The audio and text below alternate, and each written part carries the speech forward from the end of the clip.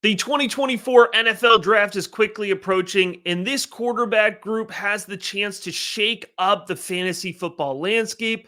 I'm going to give you my top 10 quarterbacks in the 2024 class, film breakdown, rookie draft, NFL draft projection, and give you an idea of where I place them right now in terms of my dynasty fantasy football rankings. Do me a favor as we're going through this episode. If you enjoy it, leave a comment and ask me a question about this quarterback class or the 2024 class overall. It's going to do two things. It's going to get more eyes on this video, which I appreciate, and it's also going to help me give you some fantasy football advice, which I also very much enjoy doing.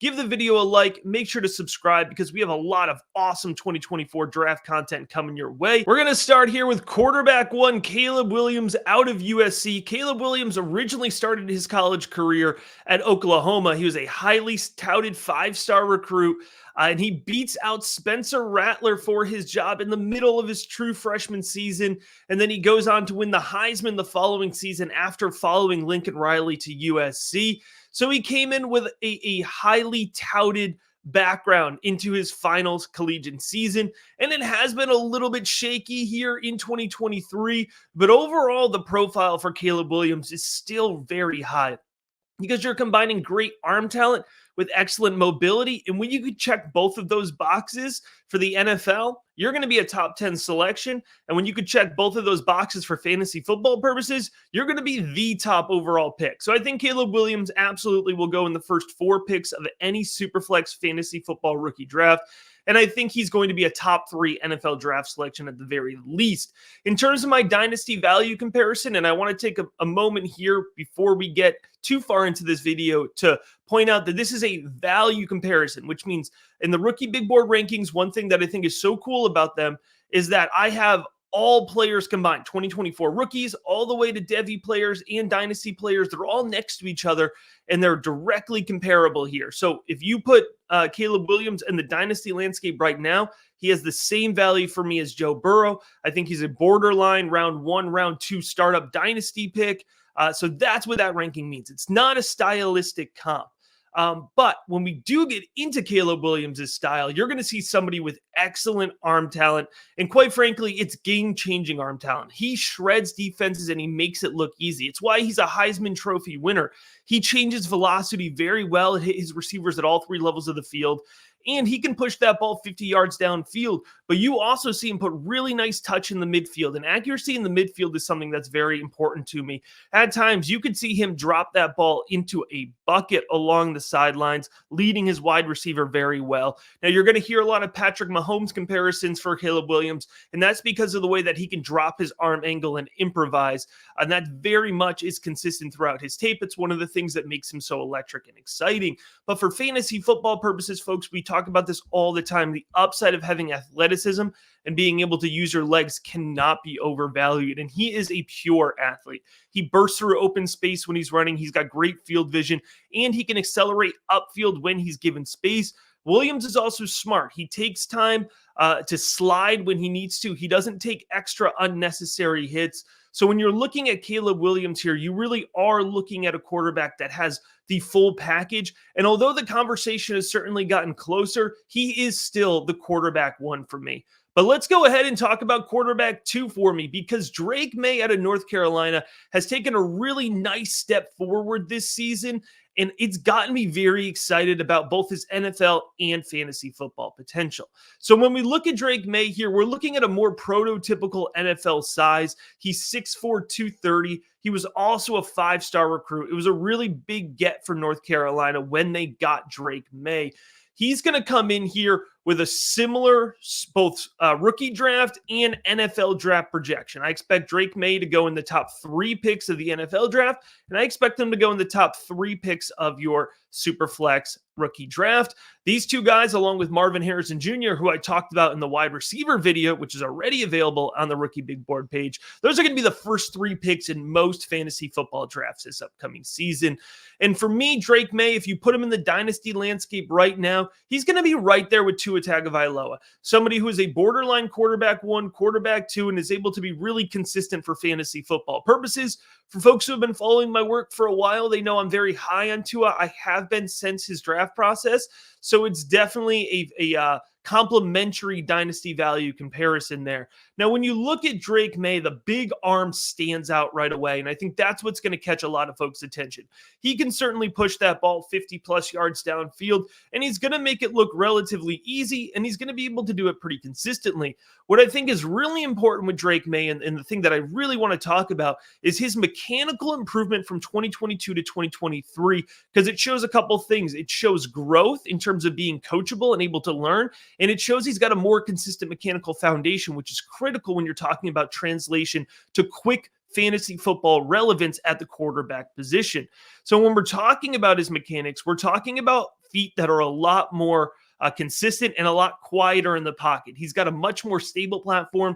2022, he was throwing off balance a lot. 2023, it's a lot more stable, and that's leading to better follow through as well on his throw. His throwing motion looks cleaner, it looks smoother, and it's definitely seen an uptick in his accuracy. If you go back to 2022, you'll see some great accuracy at times from Drake Maye. Then you'll see him hit these really, really cold snaps. This season, it's been much more consistent. And although the production and the stats might not be better in 2023, don't be confused because his tape is absolutely better in 2023.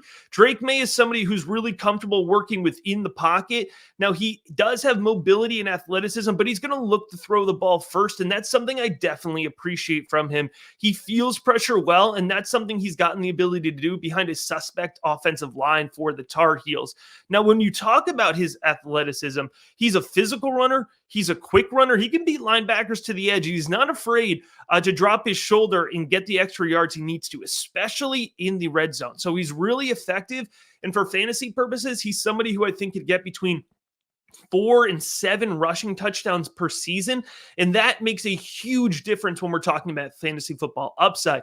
If we're talking stylistically, I think I could see Drake Maye being utilized in the NFL in a very similar way to the way Josh Allen is used in the NFL. And if that's the case, then he has an even higher fantasy football ceiling than we can really pinpoint right now. So I have a lot of hopes for Drake Maye. I have high expectations for him, and I do think he's going to live up to them. So now this is where things are going to start to open up a little bit here in the quarterback landscape. Most folks are going to agree quarterback one, quarterback two, it's Caleb Williams and Drake Maye. Now, quarterback three is when things are going to start to open up a little bit. But for me, it is J.J. McCarthy, the quarterback out of Michigan. Now, I've been higher on J.J. McCarthy than consensus for a long time. I've been comfortable in that spot, and I'm going to remain comfortable in that spot. How confident am I in this take? I'm recording this video before the Ohio State game, which is going to be one of his biggest games of the year. So if he has a poor performance against Ohio State, leave me a comment and let me know. But what I've seen from J.J. McCarthy going back to last season is during that college football playoff run, during that Big Ten championship run, those were some of his best games of last season when Michigan empowered him to throw the ball. And I'm hoping they're going to do that against Ohio State. But let's talk about this profile here. J.J. McCarthy is coming in at 6'3", 202, four-star recruit, highly touted guy to Michigan. Jim Harbaugh has called him the best quarterback that Michigan has ever seen, which is high praise for the Wolverines, certainly. In terms of his draft position, I do think he's going to go more in that Justin Fields, Mac Jones range, right? That 11 to 20 range. But I certainly could see him, with the quick run on quarterbacks going early, I could see him being the third quarterback taken off the board as early as pick, 7, 8, 9. But I think if we're talking realistically, probably in the teens. That's still very good NFL draft capital, and it should still result in him being a mid-first round Superflex rookie draft pick. And in terms of value comparisons here, I'm going to go with Dak Prescott. Dak certainly has really hot streaks where he's a consistent quarterback one. But even when he's not, he's a really consistent quarterback too. He's somebody you can feel comfortable slotting into your lineup with a fairly high floor. And I do think that's what J.J. McCarthy is going to give you.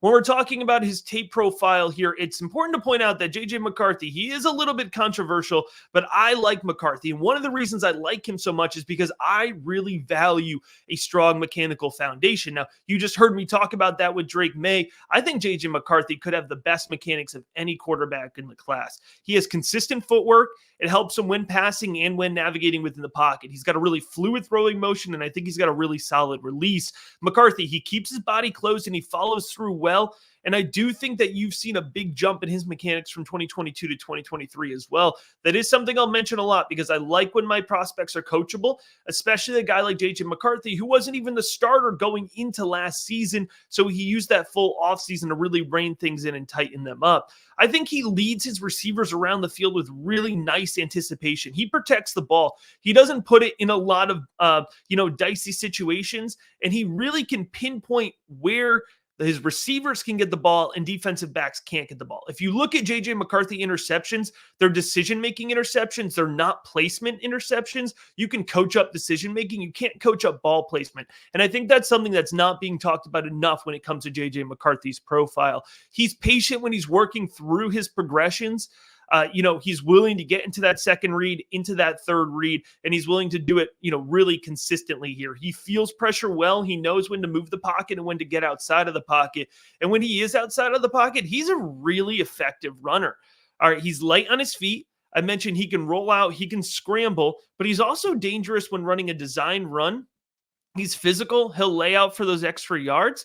And what I love about JJ McCarthy is when he is throwing on the run, his accuracy does not drop off. When he's throwing on the run, his mechanics do not drop off. And for me, that's going to allow him to be a difference maker and a consistent producer at the NFL level.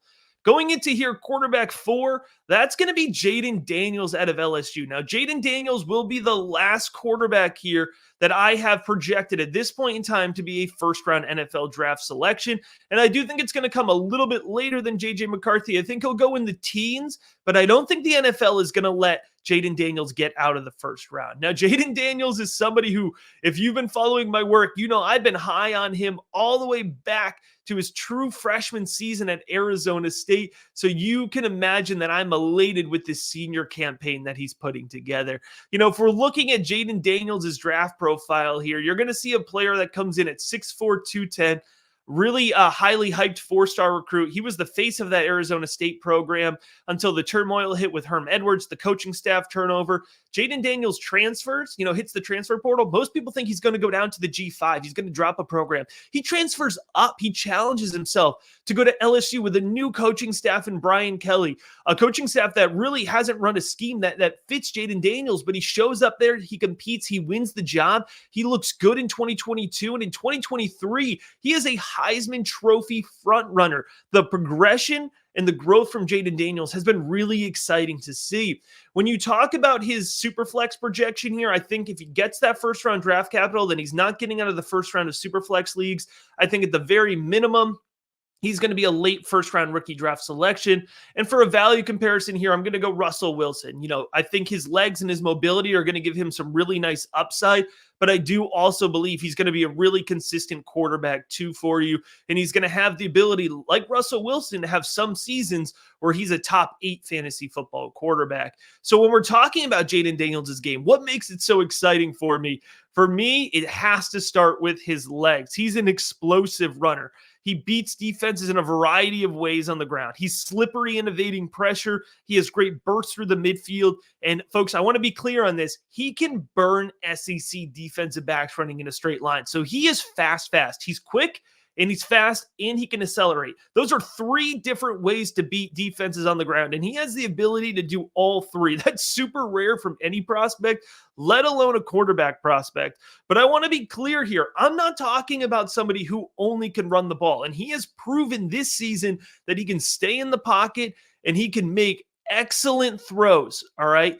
He has really improved and put it all together as a passer, starting with his mechanics here. He's comfortable working in the pocket. He's got a smooth, consistent throwing motion. He's got a solid release, and he finishes really well through his throws. He leads his targets with really great anticipation, and he's not afraid to work through his progressions under pressure. He's got great touch. He knows how to lead his receivers through the deep field, and he also knows how to zip that ball in short space to hit his guys on a slant, right? So he can work the 9 route. He can work the slant route. He has that versatility to his game, and he can beat defenses in a lot of different ways. So I think Jayden Daniels, he's got everything you want from a fantasy football upside. And if he does end up going late first round, or even if he slides to the second round of rookie drafts, he's going to be one of, if not the most valuable prospects to come out of this class.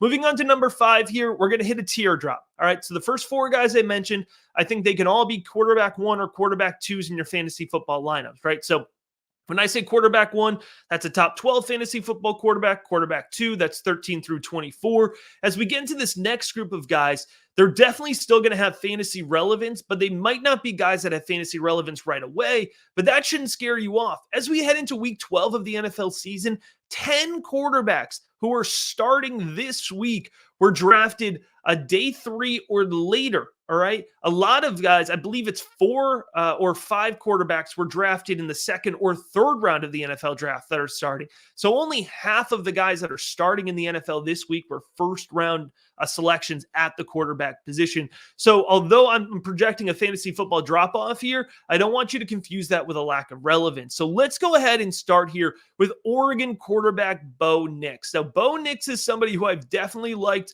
all the way back to Auburn, his true freshman season at Auburn. It got a little rocky for him as well. Kind of a similar path here between him and Jayden Daniels. It got rocky with a coaching staff change. He ends up transferring to Oregon. And in 2022, he saw a career resurgence. And in 2023, he as well is competing for the Heisman Trophy. So let's talk a little bit more about Bo Nix's player profile here. He comes in at 6'2", 217. He's a 4-star recruit. He really was the dude when he was recruited as a legacy recruit to Auburn. But he ends up at Oregon here. And what I like about Bo Nix is he takes command of the offense. You know, folks might not think those intangibles really matter, but I got to tell you, when it comes to draft capital and draft projection, those intangibles do matter. And Bo Nix is going to win the whiteboard conversations. He's going to win the interview process. And he is very much a leader and a competitor on the field. In terms of his passing ability, I love his accuracy at all 3 levels, but I particularly like his accuracy in the midfield. And I've found that accuracy in the midfield can be especially transferable when it comes to NFL success. So I love his decision-making. Bo Nix has a terrific touchdown interception ratio. He protects the ball. He puts the ball where his receivers could get it. That ball is rarely in harm's way. When you're talking about his arm strength, he does have the ability to push the ball 45 yards downfield. But in terms of arm talent, I think we're going to talk more about his ability to adjust velocity, because I think he does do that better. But he does also have the ability to put a nice little zip on the ball in the short field. And he is athletic enough to beat defenses with his legs. He's quick to gain yards when given space. And actually, you can actually see a few examples of Bo Nix breaking a defender in open space. But what I like more about Bo Nix as a mobile passer is he uses his mobility to open up passing lanes. So when he's scrambling, when he's moving the pocket, he keeps his head up. He's looking downfield. He's looking to open up passing lanes, but he's only going to make that pass if it's there and if it's a realistic decision for him to make. So I think Bo Nix is going to be somebody who he might not take the reins of an NFL offense right away, but when he does, he can be a difference maker. And that's why, you know, my dynasty value comparison here is Derek Carr. Maybe not somebody who slides into your lineup right away, but when he gets his shot, I think he can hold the starting position for a while in the NFL. And I think he can produce as a really consistent quarterback too. And I think that makes him a really good second round pick in your Superflex rookie drafts. Now, the next guy up here, quarterback 6, it might be a little bit of a surprise. This is one of my sleepers. I was very excited watching his tape, and that is going to be Tulane's Michael Pratt. So Michael Pratt, he has really helped elevate this Tulane Green Wave team. They're currently the top group of 5 team in the country. Very good shot that they play in a New Year's 6 game 2 years in a row, which has been a huge jump for the Tulane program. So let's get into his player profile here. Michael Pratt, he's coming in here at 6'3", 220, 3-star recruit.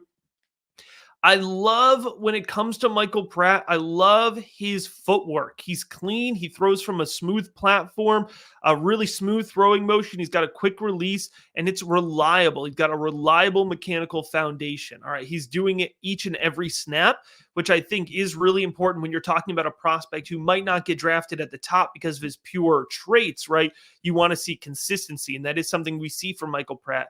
He feels pressure well. He's willing to stay in the pocket. He's willing to stay under heat and make good passes. Now, he doesn't have a rocket arm, but I want to be clear here. He's got enough arm talent to win at the next level. He leads his receivers with good anticipation into the deep field. He's just got to put a little bit more air under it. And underneath in that short and midfield, he does have solid velocity and a tight spiral. You don't always need to throw the ball 50 yards downfield to be an effective passer in the NFL. I think sometimes that's something we overvalue. There's plenty of examples of quarterbacks that are going to spend the majority of their time throwing the ball 20, 30 yards downfield or less and are able to be successful doing that. And I think Michael Pratt could be one of those players. Now, he's also a legitimate running threat. He's got good burst. He could beat defenders in short space. And he is willing to be physical. Michael Pratt, for me, is somebody who can execute design runs, especially in the red zone. And I've talked about this really consistently, right? Even that level of mobility is going to give you some serious fantasy football upside. So I will say it's hard to get group of 5 tape right now. So we're a little early on the Tulane tape. I'm going to add probably 3 or 4 more games of Michael Pratt as that kind of comes available getting later into the season. That's usually how group of 5 tape works. Hey, but if you have it, send it my way, right? But at least early on, I needed to highlight Michael Pratt as somebody who I think is going to be a big riser through the process and somebody that you're going to want to get on your radar early. I've started trading for him in Devy leagues just on the real cheap, kind of as a throw-in in packages. So I encourage you to do that as well if you're playing in Devy leagues and you have the ability to go out and get this guy right now. Quarterback 7 for me is Michael Penix Jr. out of Washington. And if I had to guess, I think the majority of comments from this video are going to come relative to my ranking here of Michael Penix Jr. But that's primarily influenced by my draft capital projection for him, which is a late day 2 selection, which is directly related to his long injury history. So Michael Penix Jr., let's get into the profile here. He's coming in at 6'3", 213, a 3-star recruit. When we're talking about his injury history, I think that's where we need to start with Michael Penix Jr. 2018 ACL injury, 2019 injury, joint separation injury to his throwing shoulder, 2020 ACL injury, so a second ACL injury, 2021 injury to his other shoulder, right? So he has had 2 years to his credit at Washington after transferring from Indiana of being completely healthy. But at Indiana, he was the starter for 3 years and played in 18 games. When you go to Indianapolis, when you do the medicals, they don't say, I'm worried about his knee, let's drop him a couple rounds. They take him off the board, and he's already not going to be a top selection. So I've seen him taken in the first round of mock drafts. I just don't see that happening right now for Michael Penix Jr. because of the injury history. But he has proven to be an effective passer. So let's talk about the upside. Let's talk about the appeal here for Michael Penix Jr. When you look at his tape, you're seeing somebody here who is a confident passer. He is effective working within the pocket. He's light on his feet within the pocket. He's quick moving around it to be able to find different throwing windows. He's very much a confident passer. He can lead his receivers downfield with anticipation, and he can push that ball 50, 55 yards downfield with a little bit of time to put air under it. He throws a tight spiral underneath, and he is comfortable working in the pocket under pressure. I will say when it comes to Michael Penix Jr., the mechanics are a bit concerning for me, and I don't know if it's related to injury, but he doesn't come all the way over the top on his release, so he's consistently throwing about 3 quarters, and he will spend most of his time in the pocket at the next level. He's not a mobile athlete, so that's going to limit his fantasy football upside right there as well. And the accuracy, it can be inconsistent at times. You could see him throw behind his receivers, and you'll also see Michael Penix Jr. throw up a lot of jump balls. And so Rome Odunze, Jalen Pogue, Jalen McMillan, they're helping him out a lot here. So Michael Penix Jr., I know it's not a popular take, but he is down a little bit further in my rankings compared to where most people will have them. And I actually wouldn't be surprised if the next guy we talk about ends up jumping him, and that's going to be Spencer Rattler, the quarterback out of South Carolina. Now, a lot of people have left Spencer Rattler for dead in terms of his fantasy football projection. I haven't, and I know the Senior Bowl hasn't either because he just got his Senior Bowl invitation this week, and I think he's somebody who's going to go to Mobile and see himself be a big riser. So let's get into the full profile here for Spencer Rattler. He's coming in at 6'1", 217, and he is a textbook gunslinger. He's a 5-star recruit. He was super highly touted, the top overall recruit in his class. He went to Oklahoma, and as I mentioned earlier, he was the starting quarterback before he lost his job halfway through his sophomore campaign to Caleb Williams. So he saves face. He ends up transferring to the University of South Carolina, has a solid 2022 season, but has really won the hearts back of NFL front offices and scouting departments in the 2023 season. I talked about him being a textbook gunslinger. I don't think Spencer Rattler has met a pass that he does not want to throw. Like, he will make any pass on any level of the field. That's good. It can be bad as well. He has good footwork within the pocket, and he throws from a mostly solid platform. He's got a really smooth throwing motion, and he's got a really quick release. I think the throwing motion and the release is what made people fall in love with Spencer Rattler at first, as well as his mobility, but we'll get to that in a second. I like Rattler's decision-making and his ability to be elusive under pressure, and he saw a ton of pressure this year. The South Carolina offensive line, and I'm going to try to be kind here, was not good at all this year, right? And so Rattler was making a lot of quick decisions. He was making those decisions under pressure, and he was making them well, and that is not something that you can say for a lot of his career. So we saw significant improvement from that. You go and you watch his tape. One of the best tapes this season, in my opinion, is Georgia, which you would think would be one of the worst sets of tape here for a South Carolina quarterback, but he really came through and performed well against them. He has a tight spiral and he's got solid velocity. Now, he doesn't have the biggest arm in the class, but his consistent mechanical platform does allow him to make any pass that he wants to throw, up to 40, 45 yards downfield. And his accuracy at times can be pinpoint, but you will also see times where Spencer Rattler is playing huck-a-chuck at football, where he's tossing it up, throwing up a fade that has no business being, tossed up. So you'll see examples of that. And that's why I do still think that he is a late day 2 selection. And I do think he's somebody who, an NFL coach is going to see him and they're going to convince themselves, like, that's my guy. And so if you could get him in the 3rd round of your rookie drafts, I think that's going to be really good value for him. And in terms of a dynasty value comparison, a kind of a guy who you can plug into your lineup. Maybe he's not your preferred option every week, but in a super flex league, you need guys to fill in buys and injuries. And so having a guy like Baker Mayfield, when he's the starting quarterback on your bench, is really helpful. And I think Spencer Rattler could be that guy as well. And also, this one was a little too tempting in terms of stylistic comp. You do see a lot of Baker Mayfield and Spencer Rattler for sure. So let's go ahead and talk about quarterback 9 here, who is Sam Hartman, the quarterback out of Notre Dame. When we're looking at Sam Hartman's profile, we're going to see somebody coming in at 6'1", 210, former 3-star recruit, started his career at Wake Forest, and was super effective, super productive in their unique slow mesh offense. He was going to head to the NFL last year, but he wanted to come back for another season to prove that he can perform outside of that unique offense. And I think he has made that point here with the Notre Dame offense this year. Sam Hartman, for me, is a game manager, and I mean that in the best possible way, because I think he's smooth, he's methodical, he's got a rhythmic throwing motion, and he brings consistency to an offense. He throws from a stable platform. He finishes well through his throws. He's comfortable working into the pocket. He's comfortable extending the pocket. He's comfortable stepping up and through the pocket. He remains poised under pressure. Now, he's not a pure athlete, but he can scramble. He can be mobile enough to execute design runs, and he's going to protect the ball. He doesn't put the ball in harm's way. He has good decision-making, and so I think he's somebody who NFL teams are going to really covet as a depth piece. And like I said earlier, we've seen these depth piece quarterbacks. They could be really important when he steps up and has the opportunity to produce.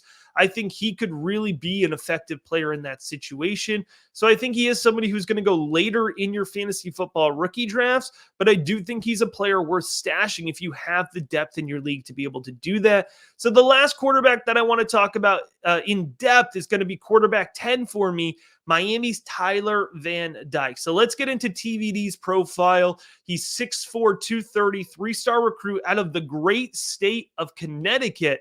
Tyler Van Dyke, he has a huge arm. All right, he can push that ball 55 yards downfield. He's not thinking about it twice. He's got that prototypical pocket passer build. Like I said, 6'4", 230. NFL teams are really going to love that. He can fire ropes in the short field, hit tight windows with great velocity through the midfield. He feels pressure well and is comfortable working within the pocket under pressure. He's got clean footwork, despite the fact that he's 6'4", 230, he's got a little bit to his game. He can move the pocket. He can scramble a little bit. And what I think is really interesting with TVD is he can drop his arm angle. He can get a quick release out. Now, he's just doing it primarily in the short and midfield on design type plays, but just to have the ability to adjust those arm angles and that velocity at all at his size, I think is pretty impressive. Now, Van Dynes here has had an up and down collegiate career. It's had injuries, it's had coaching changes, it's had hot streaks, it's had benchings, but at the end of the day, he has really strong traits and he's got traits that NFL teams appreciate. So I do think he's going to be a day 3 selection, but I do think he can have fantasy relevance down the line. So let's get into some big names that you may have thought you were going to hear on this episode, but you didn't. And that's because I'm not going to do a tape profile and an evaluation because I do in-depth profiles and evaluations on all of these guys.